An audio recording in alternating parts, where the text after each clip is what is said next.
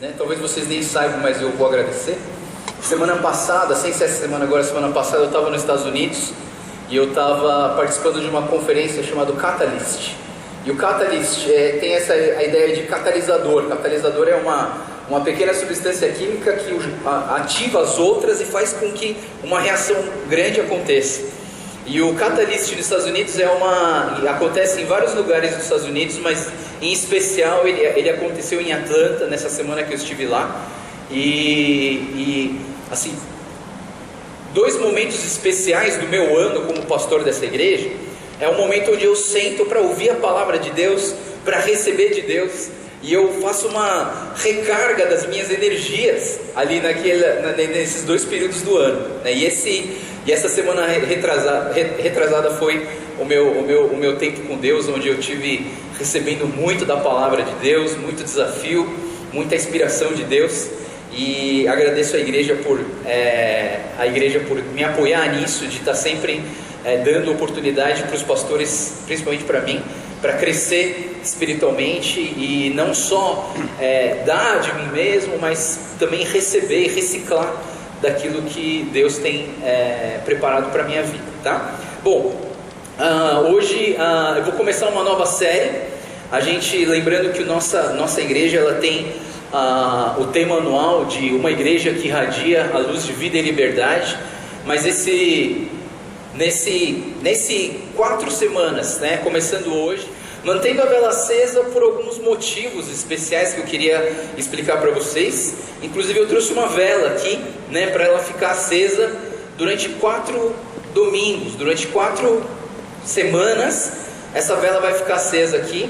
E o mais interessante dessa vela é que ela não vai se consumir, né? Porque ela não acaba, porque ela é elétrica, tá?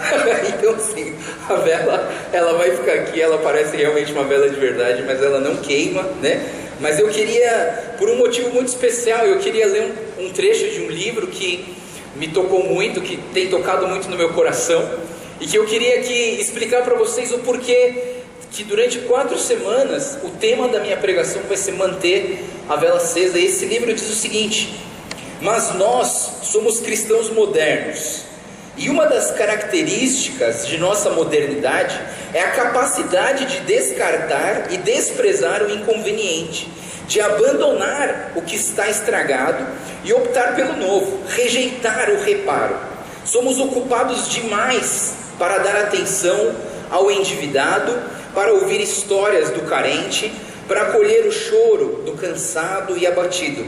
Somos instruídos demais, temos muitos diplomas, cursos, para perder o nosso tempo precioso com aqueles que nada poderão nos oferecer como compensação pelo nosso esforço.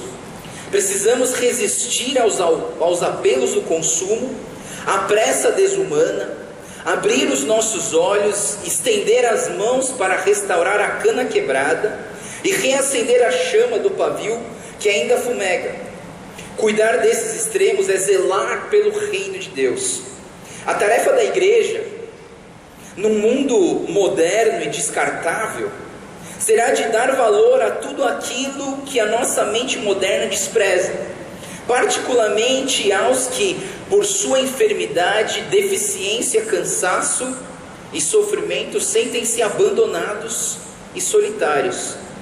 É preciso manter a chama acesa, mesmo que haja apenas uma fagulha na ponta do pavio. Em outras palavras, eu queria que a gente pudesse refletir nas nossas vidas, que a gente pudesse mesmo em meio às crises que nós temos passado, crises emocionais, crises financeiras, crises relacionais, crises existenciais, que a gente pudesse manter a nossa vela acesa, que a gente pudesse manter o nosso ardor pelo Senhor, que a gente pudesse manter a nossa fé em Cristo Jesus acesa, mesmo em meio a tantas dificuldades que nos assolam, que tentam derrubar as nossas vidas. E durante 4 semanas eu queria que nós pudéssemos refletir em como manter a nossa vela acesa. E para começar essa série, eu queria destrinchar com vocês um livro da Bíblia que tem 42 capítulos em 30 minutos. Não sei como que vai acontecer isso, mas assim, eu vou tentar destrinchar 42 capítulos de um livro em uma só pregação. E essa pregação ela está baseada então no livro de Jó. Não sei quantos já leram o livro de Jó. Geralmente quando você lê o livro de Jó, a primeira sensação que te dá é raiva. Porque você pensa assim, como que um cara pode sofrer tanto? E como que Deus pode brincar com o cara assim, deixando Satanás mexer com a vida dele? Mas eu queria que a gente pudesse refletir alguma coisa sobre a vida de Jó. O nome de Jó em hebraico, ele significa perseguido. Talvez tenha um pouco a ver com o hebraico, na perseguição, no sofrimento que ele teve. Ou talvez um pouco mais próximo da nossa realidade, do que eu vejo no livro de Jó. A tradução dele em árabe significa arrepender-se. E talvez através de todo o sofrimento de Jó e toda a dificuldade que ele tenha passado, talvez esse arrependimento seja algo mais próximo da realidade dele. Então, por favor, abra a sua Bíblia. Eu queria que você deixasse o seu celular ligado, de alguma forma acompanhando comigo, que eu vou realmente usar a Bíblia hoje. Então abra seu celular no livro de Jó, né, e deixe ele aberto e vai acompanhando comigo a leitura, porque hoje a leitura a gente vai precisar acompanhar a leitura do livro de Jó. Então, quando a gente fala sobre Jó, a Bíblia começa dizendo o seguinte: na terra de Uza havia um homem chamado Jó. Era um homem íntegro e justo, temia Deus e evitava fazer o mal. Tinha ele 7 filhos e 3 filhas. Pessoal, eu queria que vocês prestassem bastante atenção nesses números, porque na hora que eu terminar essa pregação, esses números vão mudar, e eu queria que vocês guardassem esses números, tá? Tinha 7 filhos, 3 filhas, possuía 7.000 ovelhas, 3.000 camelos, 500 juntas de bois, 500 juntas de jumentos, e tinha muita gente ao seu serviço. Era o homem mais rico do Oriente. Seus filhos costumavam a dar banquetes em casa, um de cada vez, e convidavam as suas 3 irmãs para comerem e beberem com eles. Terminado o período de banquetes, Jó mandava chamá-los e fazia com que se purificassem. De madrugada ele oferecia um holocausto em favor de cada um deles, pois pensava: talvez os meus filhos tenham lá no íntimo pecado e amaldiçoado a Deus. E essa era a prática constante de Jó. Então, a gente começa o livro entendendo quem era esse tal desse Jó. Jó era um cara fantástico. Jó era um homem que o que ele encostava virava dinheiro. Ele encostava na mesa, virava dinheiro. Ele encostava aqui, virava dinheiro. Jó era um cara próspero. Jó era uma pessoa justa. Jó era uma pessoa íntegra. Jó provavelmente não fazia muitas coisas que a gente faz de errado nas nossas vidas. Ele era um cara íntegro, um cara bom. E ele, além de ser o mais rico do Oriente, ele era, vamos dizer, o Bill Gates dos nossos dias. O Bill Gates hoje, eu estava vendo na internet, ele tem 78 bilhões de dólares, né? E ele é o cara mais rico hoje. 16 vezes em 10 anos ele foi considerado o homem mais rico do mundo. Talvez Jó fosse o Bill Gates dessa época. Tudo que ele fazia dava certo. Ele era o melhor agricultor, o melhor fazendeiro que existia no planeta. E além de ser o melhor empresário, o melhor administrador, ele ainda conseguia manter a sua família unida. Ele tinha tempo para cuidar dos seus filhos, ele tinha tempo para manter os seus filhos em unidade. E eu acho isso fantástico, porque um cara rico, às vezes ele deixa a família de lado, não é verdade? Mas não, Jó, ele tinha a sua família unida. Os irmãos, os 10 filhos, os 7 homens e as 3 mulheres, eles se reuniam cada dia numa casa, e eles se reuniam, e eles comiam à vontade, e eles se divertiam. Mas no meio de toda essa correria, no meio de toda a administração, no meio de todo esse cuidado com a família, Jó tinha o seu tempo com Deus, sagrado, onde ele intercedia e orava pelos seus filhos, e pedia a Deus que perdoasse eles mesmos, se eles tivessem, não sei se eles pecaram, mas em todo caso já vou pedir perdão a Deus pela vida deles, porque eu quero que eles continuem tendo uma vida boa. Jó, quando você olha Jó, talvez você enxergue esse homem forte, esse homem que está olhando para Deus, um homem justo que está buscando ao Senhor. Mas na verdade, quando a gente lembra de Jó, a gente não lembra dessa imagem, não é verdade?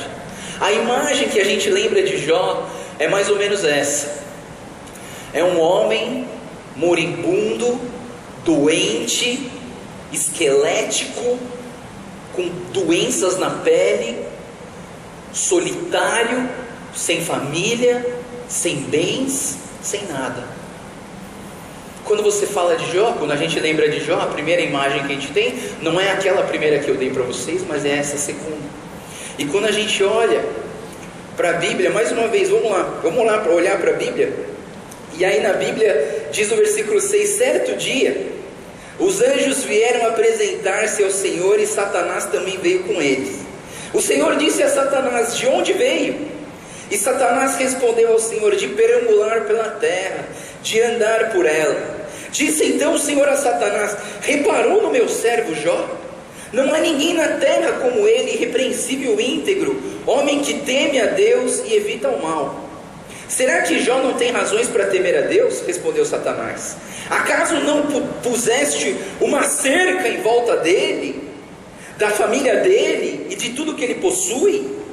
Tu mesmo tem abençoado tudo que ele faz, de modo que os seus rebanhos estão espalhados por toda a terra.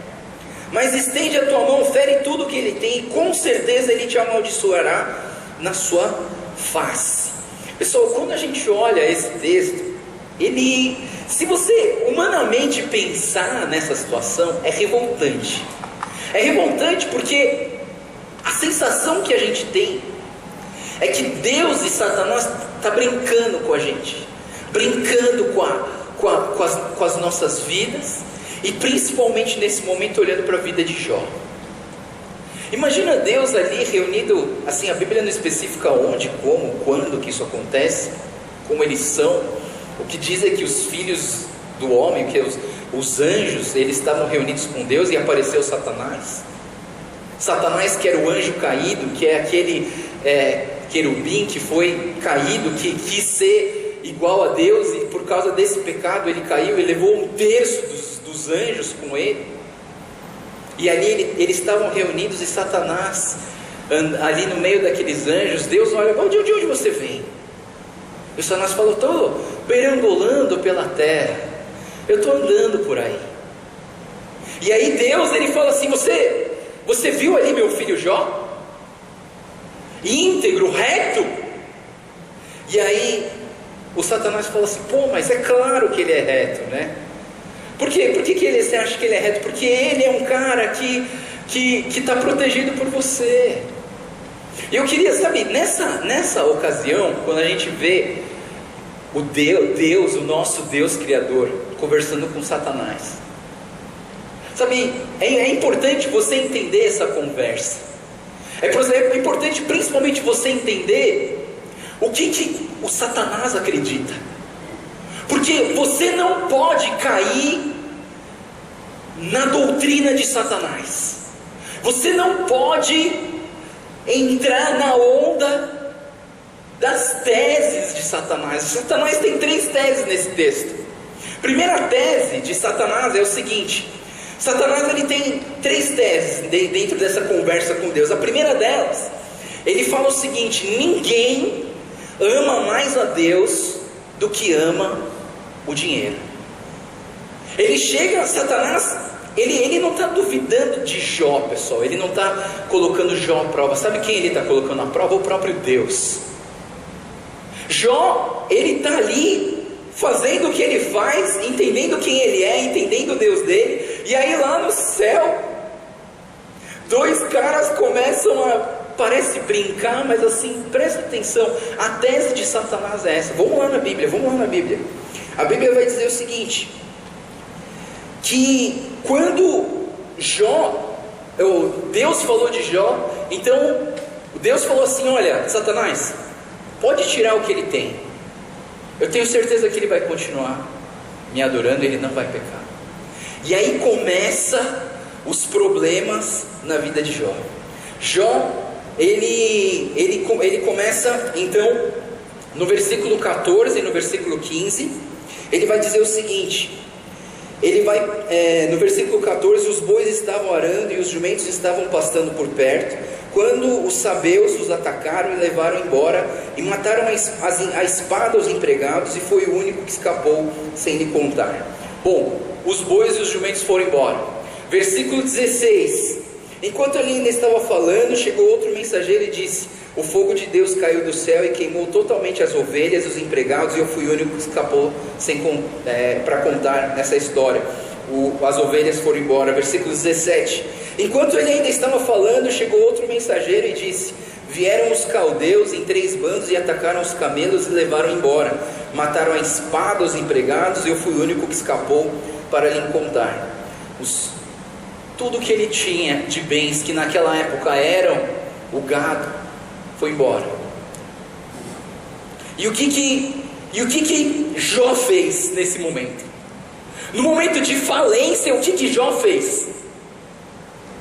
No versículo 21 ele diz o seguinte: saí nu do ventre da minha mãe e nu eu partirei. A primeira tese de Satanás foi quebrada pela vida de Jó.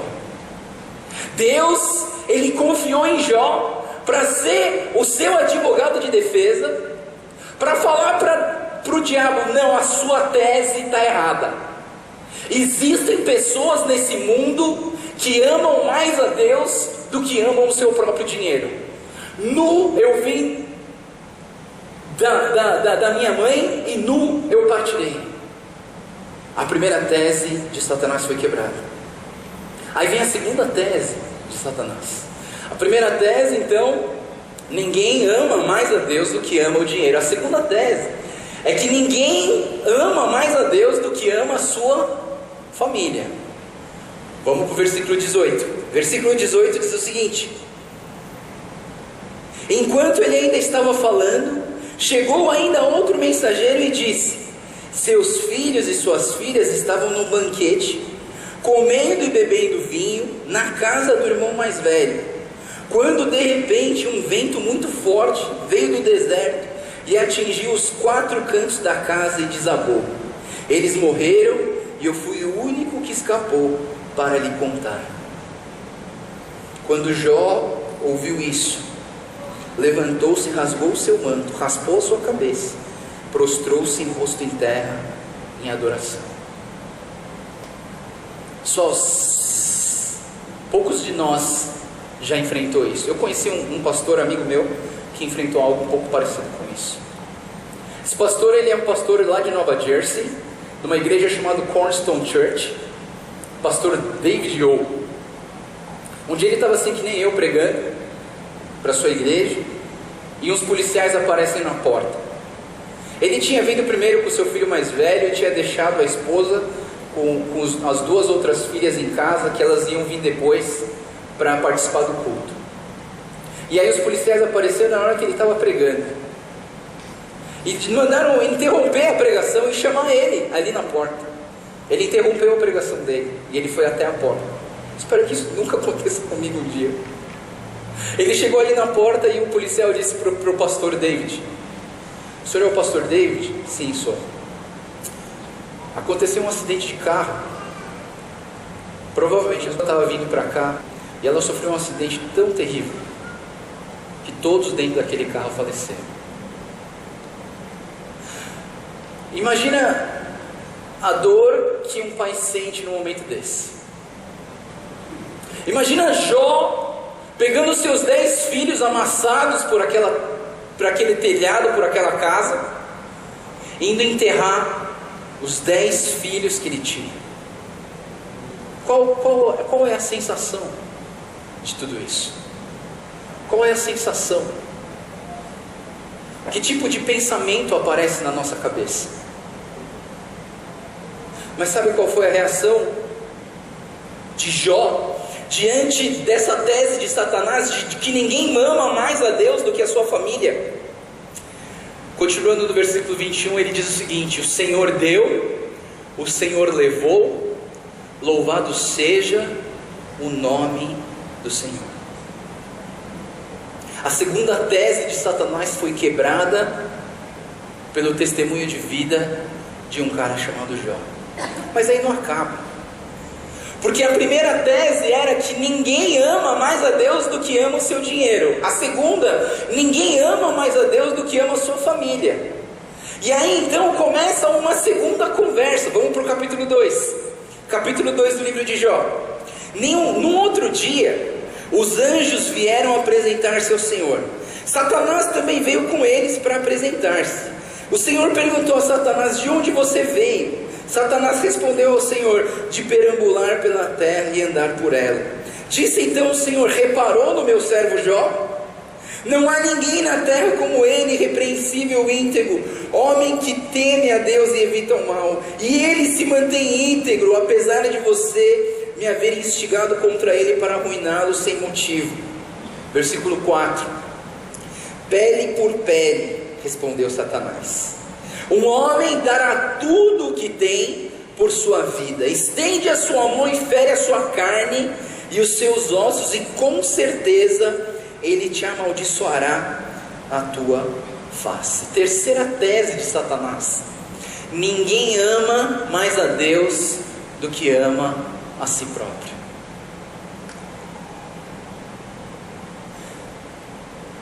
Queridos, o que a gente vê aqui, aos olhos humanos, é uma crueldade muito grande. Como que alguém pode testar uma pessoa desse jeito?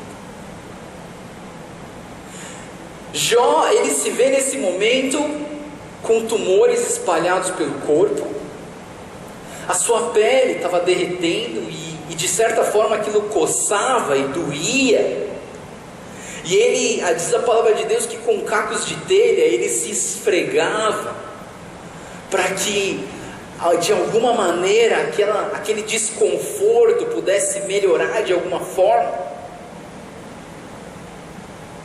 E aí você pensa: eu já perdi todos os meus bens, eu já perdi toda a minha família, e eu estou perdendo agora a minha saúde.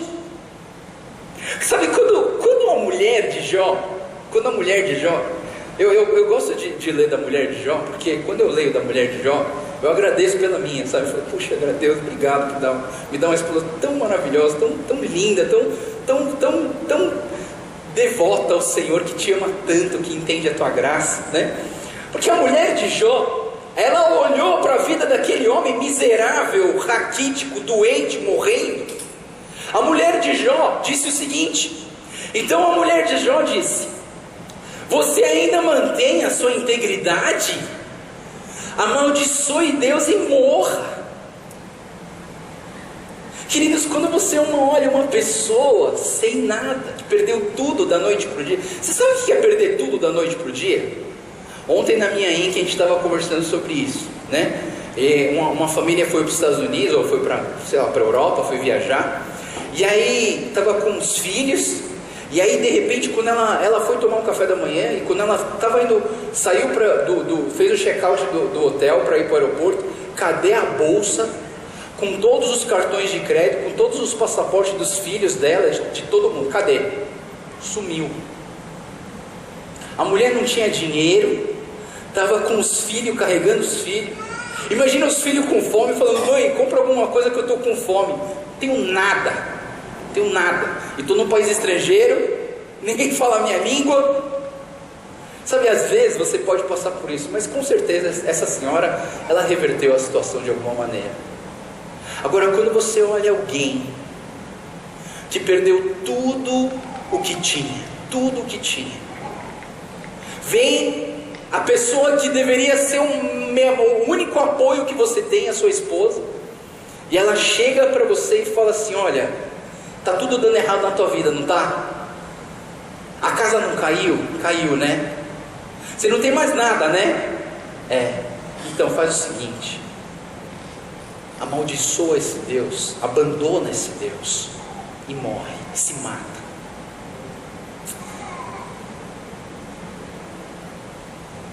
Provavelmente essa mulher, ela aderiu à terceira tese de Satanás.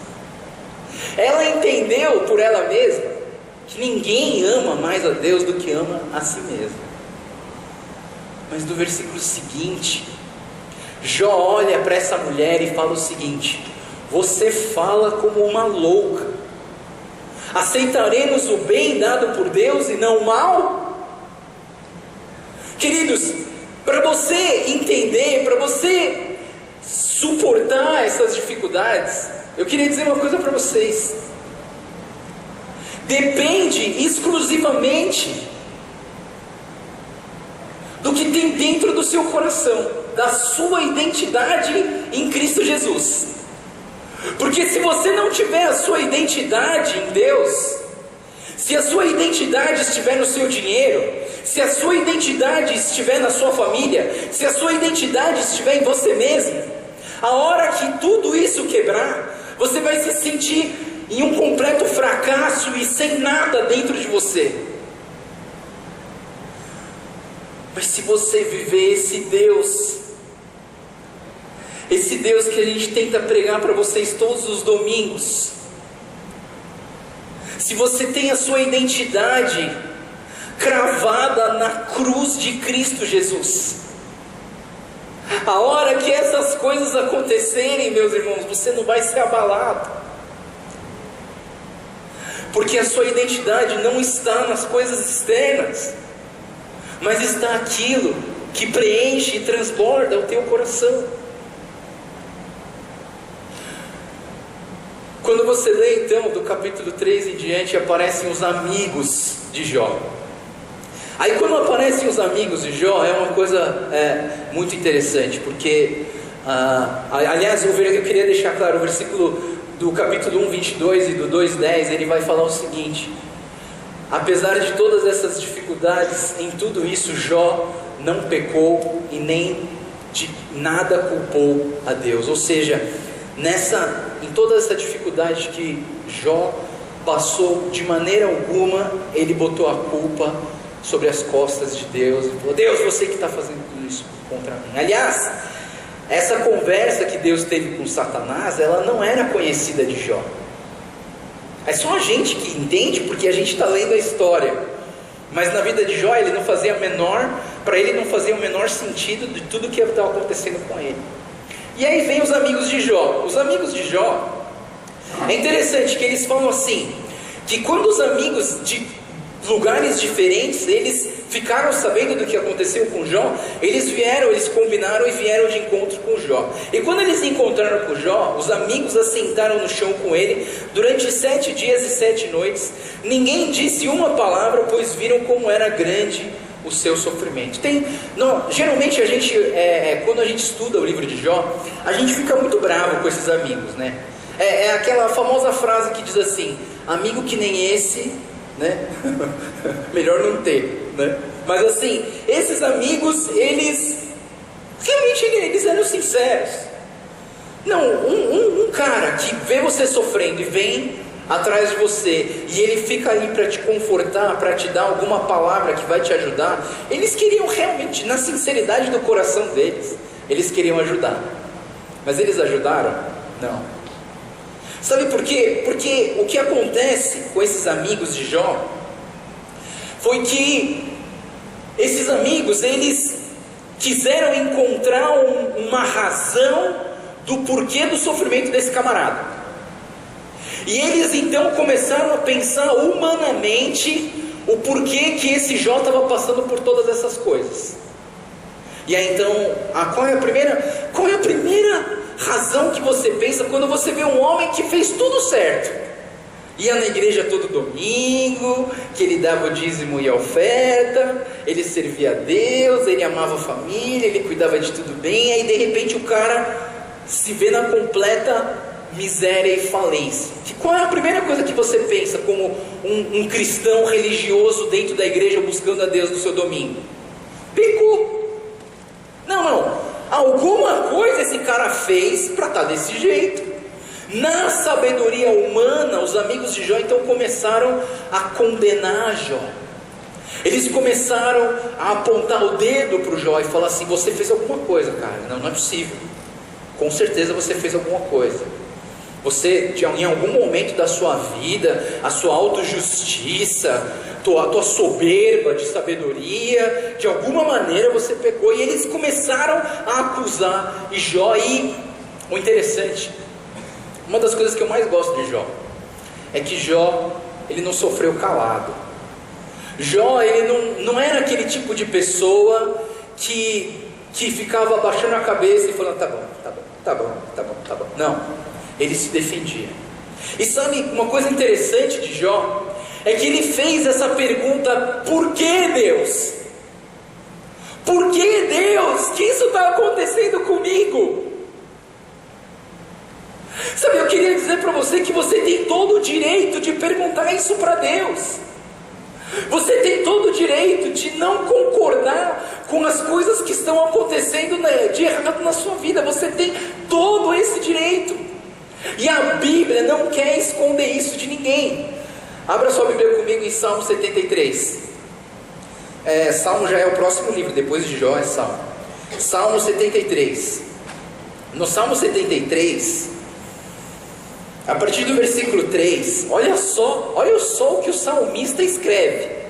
Isso aqui é um cara que adorava a Deus, que adora a Deus, que ama a Deus de verdade. No versículo 3 ele vai dizer o seguinte, presta atenção: pois tive inveja dos arrogantes, quando vi a prosperidade dos ímpios. Eles não passam por sofrimento, eles têm o corpo saudável e forte, estão livres dos fardos de todos, não são atingidos por doença como outros homens. Por isso o orgulho lhes serve de colar e eles vestem de violência. Do seu íntimo brota a maldade, da sua mente transbordam maquinações. Eles zombam e falam com más intenções em sua arrogância e ameaçam com opressão. Com a boca arrogam a si os céus e a sua língua se apossam da terra. Por isso o seu povo se volta para eles, bebem as suas palavras até saciar-se. E eles dizem: como saberá Deus? Terá conhecimento do Altíssimo? Assim os ímpios, sempre despreocupados, aumentam as suas riquezas. Certamente foi-me inútil manter puro o coração e lavar as mãos na inocência, pois o dia inteiro sou afligido e todas as manhãs sou castigado. Se eu tivesse dito, falarei como eles, teria traído os teus filhos. Quando tentei entender tudo isso, achei muito difícil para mim. Até que entrei no santuário de Deus, então compreendi o destino dos ímpios. Queridos, a Bíblia não esconde a nossa indignação pelas coisas que estão acontecendo na nossa vida. Queridos, Jó, por 16 vezes, ele fez essa pergunta no livro de Jó: por que Deus está acontecendo isso comigo? Por que Deus, eu casei com essa pessoa? Por que Deus, os meus negócios não estão dando certo? Por que Deus, eu não tenho um corpo mais sarado? Por que Deus, você me deu um filho desse jeito? Por que Deus, você me faz passar por isso? Por que Deus, você não me deu uma vaga para estacionar antes de chegar na igreja? Muitos de vocês oram, né? Vocês estão chegando na igreja e começam a orar: Deus, me dá uma vaga boa na igreja, né? Pelo menos vocês estão orando, isso é bom. Mas sabe, a gente fica indignado de certas coisas e não tem problema, pessoal. Você tem todo o direito de reclamar com Deus. Mas eu vou dizer uma coisa para vocês: quando você lê o livro de Jó, você lê 42 capítulos, você vê o sofrimento de Jó, você vê as dificuldades dele, você vê Jó clamando: Deus, por que está acontecendo isso comigo? E sabe qual é a resposta de Deus? A resposta de Deus é o silêncio dele. Queridos, tem uma frase que o pastor Hernandes Dias Lopes falou que me deixou assim, assim, eu fiquei vislumbrado com a frase desse camarada. Ele disse o seguinte: o silêncio de Deus grita mais alto em nossa alma do que o barulho mais ensurdecedor da dor e da aflição. Queridos, como que Deus responde as muitas aflições das nossas vidas. Pessoal, quantas vezes você no seu sofrimento, você na sua angústia, você diante de crises, diante de posses pegando fogo na frente de você, a vida indo por água abaixo, e você perguntando: Deus, por quê? Por quê? Por quê? E Deus não fala nada. Você até imagina Deus ali sentado no trono dele, e você fica nessa angústia: Deus, fala alguma coisa, porque eu quero entender o que está acontecendo na minha vida, qual é a razão de tudo isso, o que o Senhor quer com isso. E queridos, se você ler os 42 capítulos de Jó, Jó não ouviu nenhuma palavra de Deus. Jó não ouviu nenhuma resposta de Deus. Deus não explicou nada para Jó. Quando a gente pensa no sofrimento, não sei se vai dar tempo, vai ter que dar tempo, né? Mas assim, quando a gente pensa nos sofrimentos da nossa vida, às vezes a gente sofre por causa do pecado. Sim, eu cometi um pecado, eu vou sofrer as consequências do pecado. Às vezes eu sofro, o meu sofrimento vem porque é uma correção de Deus. Deus quer me corrigir, por isso eu estou passando por algum sofrimento. Eu sofro às vezes porque o sofrimento me faz ficar forte, não é verdade? Pessoal, essa semana eu comecei a fazer crossfit, né? Obrigado Ale, obrigado Black, né, que tem me dado essa oportunidade de fazer o crossfit com eles assim. E quando eu volto para casa eu estou sofrendo. Eu não consegui essa semana lavar meu cabelo. O braço estava doendo tanto que eu tive que abaixar a minha cabeça para lavar o meu cabelo, de tanto que o meu antebraço doía. Às vezes a gente sofre porque Deus está te fortalecendo. Sabe, ninguém vai fazer ginástica e sair da ginástica sem doer alguma coisa. Aliás, conversando com outro irmão querido, a gente fala assim: essa dor ela é gostosa, na verdade. Não sei quem assim já sente essa dor, ela é gostosa, aquela sensação de quebrar, né? Mas aquilo vai te fortalecer. O sofrimento, ele gera o fortalecimento. Às vezes você sofre também porque Deus quer que através desse sofrimento você entenda o consolo e a graça dele. E eu queria dizer, última explicação do sofrimento, que é a mais interessante, que talvez tenha mais a ver com o que eu estou falando hoje para vocês, é que às vezes você sofre sem saber porquê, sem razão nenhuma. Você não fez nada de errado, não tem motivo nenhum, mas você sofre. E aí você chega para Deus e você fala: Deus, por que está acontecendo isso? E Deus não fala nada. Para você que tem esse questionamento na sua cabeça, para você que está passando por todas as dificuldades da sua vida, enfrentando momentos extremamente difíceis da sua vida, eu queria dizer uma coisa para você. Essa é uma das verdades absolutas que eu tenho na minha vida e que eu uso nos momentos mais difíceis da minha vida. Queridos, Deus não explica, mas Deus restaura. Queridos, Deus não explica, mas Deus restaura. Você precisa acreditar nisso. Você precisa apoiar sua fé nisso. Você precisa acreditar que mesmo sem a explicação do meu sofrimento, Ele é um Deus que te restaura.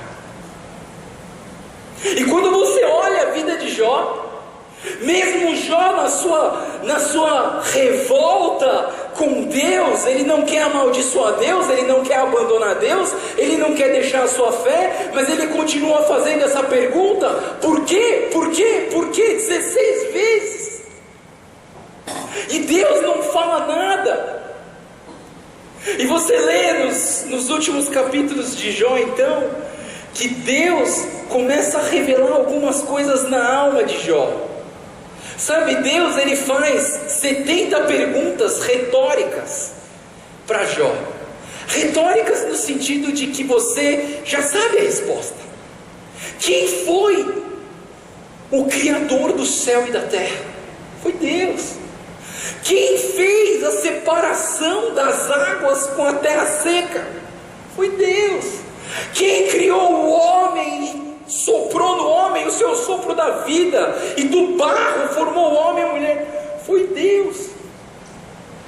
Quem fez toda essa criação do mundo? Quem fez a luz do sol? Quem fez tudo nesse mundo? Quem foi? Foi Deus.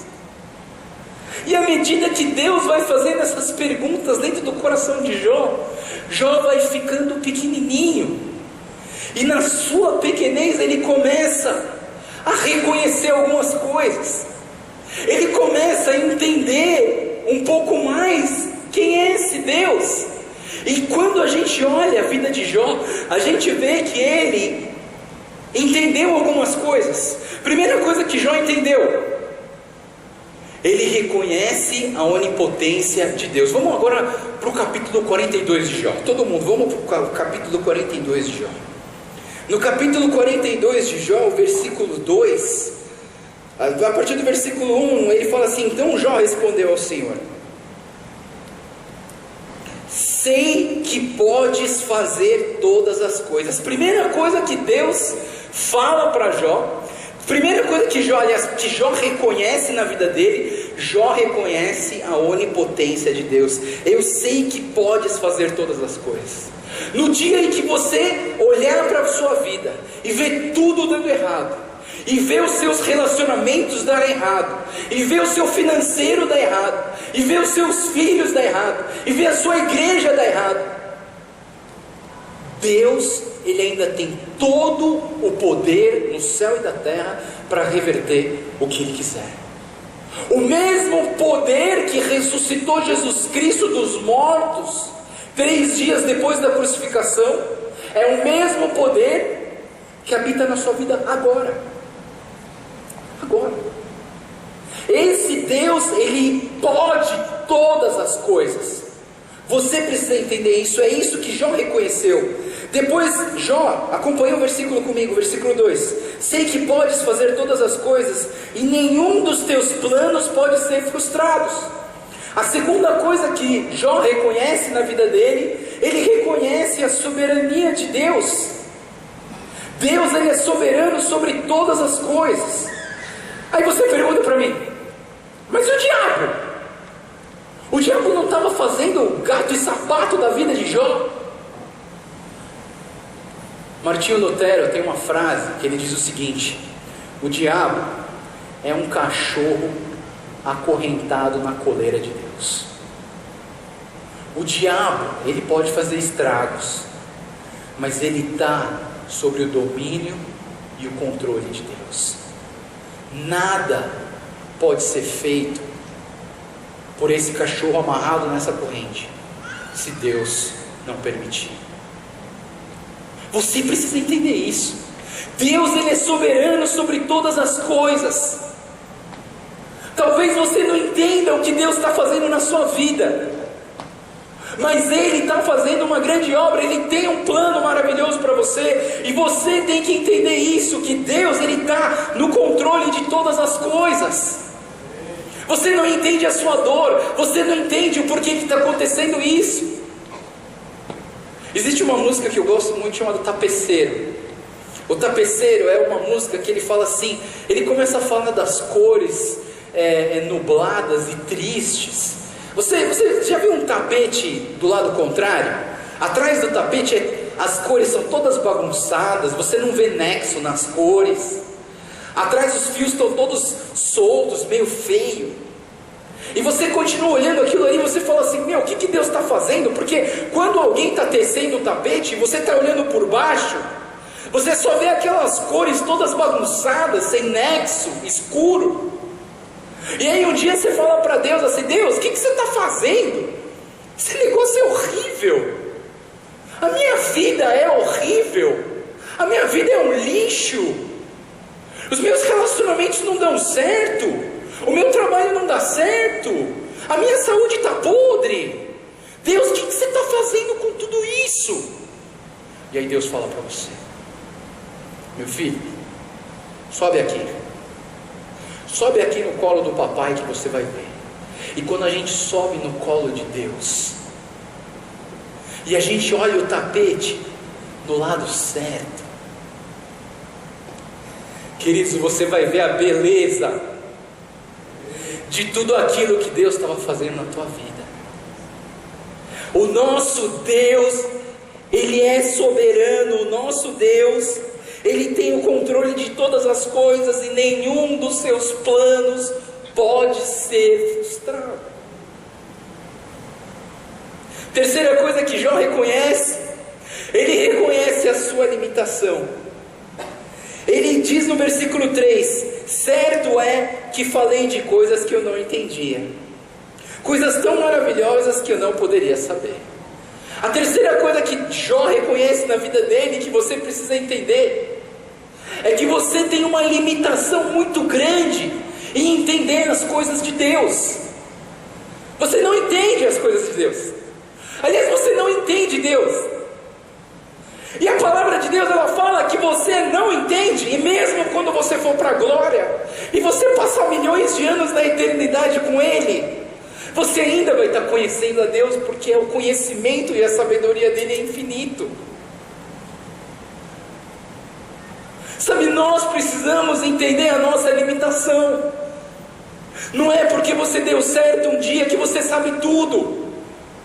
A gente costuma dizer, sabe, quando você é bom em alguma coisa, aí você fala assim: eu sou bom em tudo. Mas não é. Você precisa encontrar a sua limitação. Você precisa encontrar em Deus o seu todo, porque você é um ser limitado. Você não consegue todas as coisas, você não sabe de todas as coisas, mas Ele sabe. Nós precisamos entender isso. Quarta coisa que Jó reconhece, ele reconhece no versículo 5, ele reconhece que ainda não compreende tudo de Deus. Os meus ouvidos já tinham ouvido a seu respeito, mas agora os meus olhos te viram.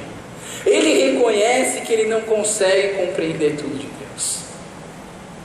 E eu preciso conhecer. Antes os meus olhos te viram, mas agora... Não, antes eu tinha ouvido falar de você, mas agora os meus olhos te veem. Você precisa ver a Deus. Você precisa experimentar a Deus. Sabe, aqui nos nossos cultos de domingo, uma das minhas orações principais quando eu venho para essa igreja domingo de manhã, é que você tenha uma experiência sobrenatural com Deus nesse culto. Que você experimente a graça de Deus através do louvor, através da oração, através da palavra, e que em tudo você experimente esse Deus, porque assim você precisa fazer para você reconhecer a Deus. E o último reconhecimento de Jó diz que ele reconhece o seu pecado. O versículo 6 diz o seguinte: por isso menosprezo a mim mesmo e me arrependo no pó e na cinza. Pessoal, o dia que você encontrar um crente que começa a se vangloriar dele mesmo, e que fala assim: puxa, eu evangelizei 5.000 pessoas, eu orei e curei 15.000 pessoas, eu orei e fiz milagres, eu orei e as pessoas falaram em línguas estranhas. O dia que você encontrar um desse, meu irmão, 1 Coríntios capítulo 3 fala sobre ele: crente carnal. É crente, tem Jesus no coração? Tem, mas vive na carne. Sabe por quê, pessoal? Porque o verdadeiro crente, a pessoa que entende o cristianismo, que entende o nosso Deus, é aquele cara que olha para o Apocalipse e que vê o trono de Deus e todo mundo ao redor do trono gritando: santo, santo, santo é o Senhor dos exércitos. E os anjos, que são seres celestiais puros, limpos, sem pecado, eles cobriam com suas asas o rosto, porque eles não conseguiam ver, e voltar os seus olhos para um Deus santo, santo, santo. E se você se acha digno de tirar essas asas e falar assim: Deus, estou contigo, eu sou igual a você, você está no caminho errado. Paulo, no capítulo 7 de Romanos, ele diz assim: o bem que eu quero fazer eu não consigo fazer, eu só faço o que é errado. Miserável homem que sou.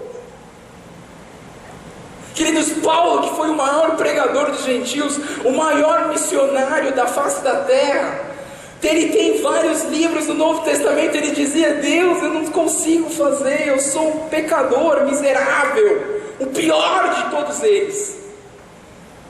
Eu queria dizer para você que quando você está diante de um Deus santo, santo, santo, não tem como você não reconhecer o seu pecado. E se você não consegue enxergar pecado nenhum na sua vida, eu queria dizer para você que você está longe da luz. Porque quanto mais perto da luz eu fico, mais defeitos eu consigo encontrar em mim mesmo. Quanto mais próximo da luz eu fico, mais sujeira eu enxergo em mim mesmo. Então, quanto mais próximo de Deus você está, mais sujo você consegue se enxergar. E você nunca vai conseguir ter soberba e orgulho diante de um Deus que é santo, santo, santo, santo. Para acabar, a sorte de Jó muda. Graças a Deus, né? Depois de tudo isso que o cara passa também, uma hora tem que mudar. Versículo 10 do capítulo 42. Depois que Jó orou por seus amigos, pessoal, olha isso. Depois de receber um monte de acusação desses amigos, depois que Jó orou por seus amigos, o Senhor o tornou novamente próspero e lhe deu em dobro tudo o que tinha antes. Sabe o segredo desse versículo, o segredo desse ensinamento de Jó? É que quando você tem inimigos, quando as coisas dão errado, a primeira coisa que você faz é tentar encontrar o culpado e apontar o dedo para todo mundo. Mas sabe quando que a sorte de Jó começou a mudar? Foi na hora que ele começou a interceder pelas pessoas que perseguiam ele, pelas pessoas que me fizeram mal. Eu comecei a orar e pedir para Deus abençoar a vida daqueles que me fizeram mal. E aí, meus irmãos, a sorte de Jó começou a mudar, e ele começou a se tornar próspero de novo, e todos os seus irmãos e irmãs, e todos que haviam conhecido anteriormente, vieram comer com ele na sua casa. Eles o consolaram e confortaram por todas as tribulações que o Senhor tinha trazido sobre ele, e cada um lhe deu uma peça de prata e um anel de ouro, e o Senhor abençoou o final da vida de Jó mais do que nisso. Ele teve 14.000 ovelhas, era 7.000, virou 14.000, 6.000 camelos, 1.000 juntas de bois, 1.000 jumentos, e também teve ainda 7 filhos, 3 filhas. Queridos, tudo dobrou, não é verdade? Agora eu pergunto, os filhos dobraram? Porque antes ele tinha 7 homens e 3 mulheres, na verdade, e agora, no final que tudo dobrou, ele tinha 7 homens e 3 mulheres. Agora eu quero dizer uma coisa para vocês, uma coisa muito importante, principalmente você que já perdeu um parente próximo na sua vida. Quando eu perco uma ovelha, eu perdi a ovelha. Quando eu perco um filho, eu não perdi um filho, ele está lá no céu, e ele continua sendo meu filho. Então Jó, ele tinha 10 filhos, mas os 10 filhos estavam no céu, e ele ganhou então mais 10 aqui na terra. 10 mais 10, 20, dobrou. Queridos, a família a gente não perde. A gente perde o carro, a gente perde a nossa empresa, a gente perde a nossa saúde, a gente perde o nosso dinheiro, mas a nossa família a gente não perde. Isso é um conforto muito grande para o nosso coração. Deus restaurou tudo na vida de Jó a partir do momento que ele passou a enxergar. Ele passou a enxergar que a identidade dele não estava nas coisas materiais, mas a identidade dele estava em quem ele era, no Deus eterno. Então eu quero terminar essa pregação desafiando vocês a reconhecerem tudo que Jó reconheceu. Queria que vocês entendessem e reconhecessem a soberania, a onipotência, a limitação que nós temos, compreender que nós não sabemos de tudo e compreender que nós temos pecado nas nossas vidas. E por último, eu quero que você guarde isso. Deus sempre esteve trabalhando ao seu favor e não contra você. Esse é o Deus de Jó, esse é o Deus que eu vivo, esse é o Deus que eu quero para cada um de vocês. Vamos orar. Senhor Deus, nós te agradecemos mais uma vez, Pai, pela tua palavra, que vem nos desafiar a andar nos teus caminhos, a reconhecer a nossa limitação, a reconhecer o nosso pecado, a reconhecer que a gente não sabe de todas as coisas, a reconhecer que nenhum dos teus planos é frustrado, e a reconhecer que o Senhor pode todas as coisas. Pai, não nos deixe aceitar a tese de Satanás nas nossas vidas.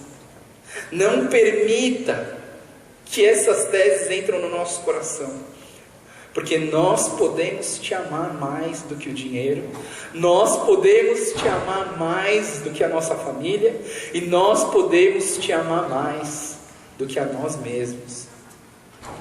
E eu oro, Deus, pelas pessoas que têm passado por tribulação na sua vida. Eu oro, Deus, pelas pessoas que tantas vezes perguntam para Deus: por quê? Por quê, Senhor? Eu oro, Deus, para que o Senhor venha restaurar essas vidas, para que o Senhor venha fazer um milagre nessas vidas, para que o Senhor possa levantar de novo essas pessoas que caíram e que precisam de uma mão poderosa para levantar eles de novo. Eu oro, Deus, por todas as pessoas que têm sofrido, que têm passado por dificuldades. Eu oro, Deus, que o Senhor venha restaurar, porque o Senhor não explica, mas o Senhor restaura, e eu creio nisso. Restaura, Deus, as nossas vidas. Restaura, Deus, a nossa comunhão com o Senhor. E se alguma coisa tem ficado de revolta contra o Senhor nas nossas vidas, que a gente possa dizer como Jó: antes eu te ouvia falar, mas agora os meus olhos te veem. Restaura, Deus, o nosso coração. Restaura a nossa dor e as nossas feridas. É o que nós te pedimos e oramos, em nome do Senhor Jesus.